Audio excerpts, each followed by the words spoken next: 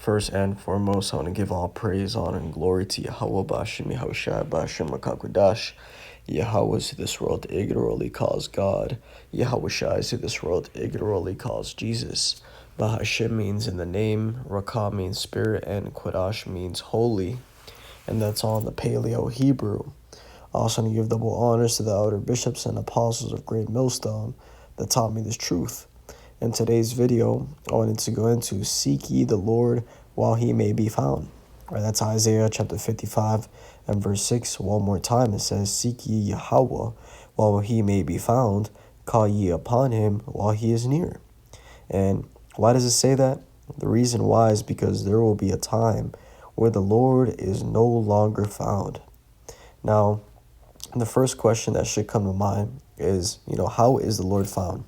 So when you go into Hebrews chapter 1 and verse 1, it tells you, God, who at sundry times and in diverse manners spake in time past unto the fathers by the prophets. Right? So that's the way the Most High manifests himself, is through his men, his teachers, the prophets, which today are here prophesying the downfall of this kingdom called the United States of America, in the scriptures referred to as Babylon the Great. Okay, we're here back again. Lord willing, I'm part of that number, and we're bringing the message, the gospel, the good news, the bad news, which is really good news, when you look at it, that all this is going to be destroyed and the Son is about to come back. So, with all that, with all those words, coming out that way, the point is the Most High speaks through his men.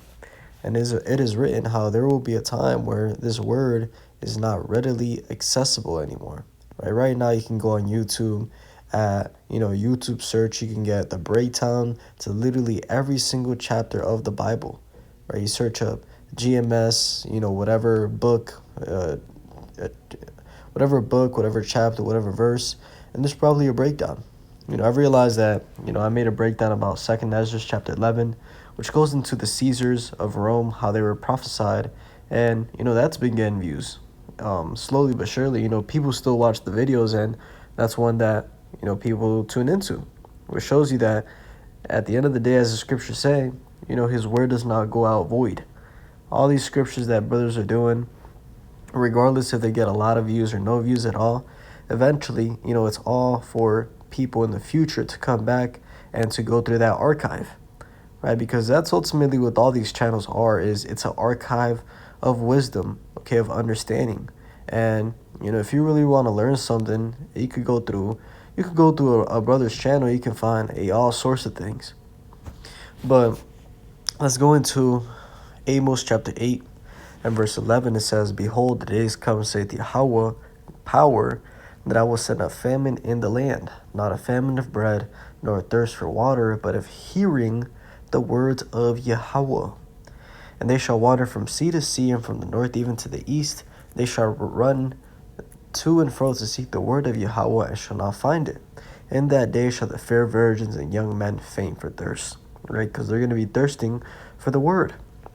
And the thing about it is, it says that they're not going to be able to find the word, right? There's going to be a famine of hearing the words of the Lord, because speaking this word in this very near soon future is going to be illegal.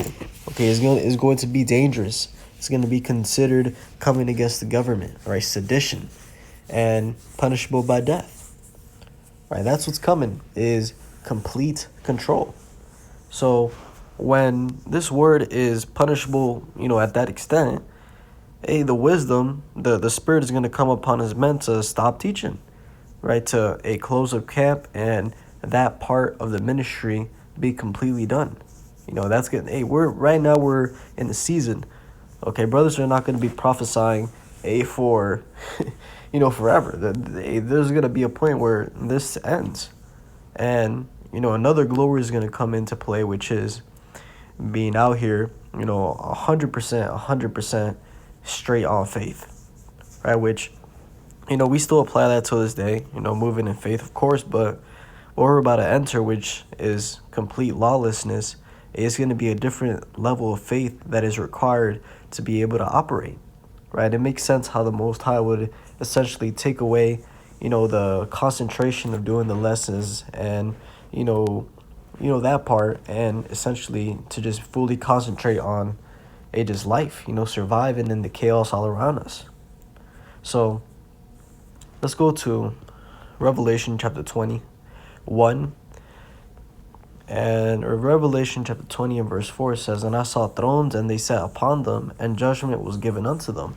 And I saw the souls of them that were beheaded for the witness of Yahushua and for the word of God, and which had not worshipped the beast, neither his image, neither had received his mark upon their foreheads or in their hands.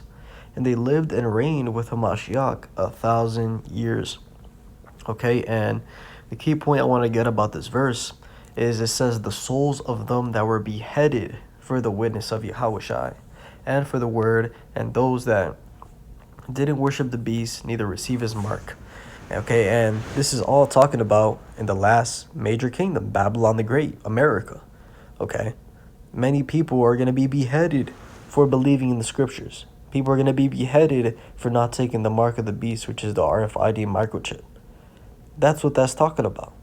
So, when people say, "Oh no, that's make believe, that's never gonna happen," hey, let's see, man.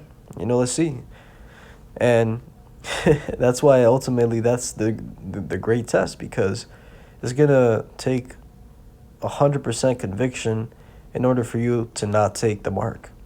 Right? You're gonna have to fully believe that the Most High is real, that this Bible is real, these prophecies are real, for you not to take it.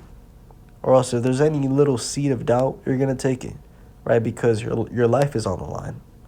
So that's why the scriptures say you got to be fully persuaded in your own mind, and, you got to be convinced. You got to know that the Most High is there. So let's now go back to Isaiah 55, and let's read verse 7. It says, "Let the wicked forsake his way, and the unrighteous man his thoughts, and let him return unto Yahweh, and he will have mercy upon him, and to our power, for he will abundantly pardon." Right? So that's what it's all about, is seeking the Lord while he's here and getting right, because there's going to be a time where that's not possible. So just a quick message, and hopefully this is edifying. With that, and give all praise, honor, and glory to Yahweh Ba'ashem Yahushua Ba'ashem Kakudash, and double honors to the elder bishops and apostles of Great Millstone that taught me the truth. Shalom to your life. Shalom.